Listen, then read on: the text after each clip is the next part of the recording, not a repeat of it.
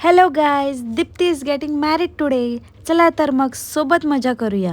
आम्ही निघालो होतो दीप्तीच्या लग्नाला जाण्यासाठी. जाता जाताच मला श्रद्धाने पिकअप केलं.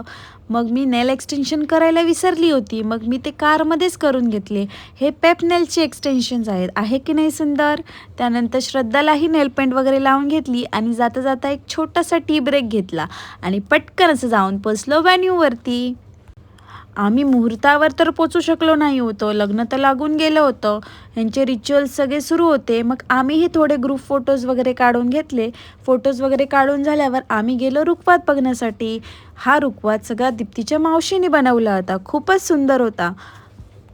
मग आम्हाला मावशी घेऊन गेली तिने बनवलेल्या करंज्या खाऊ घालण्यासाठी.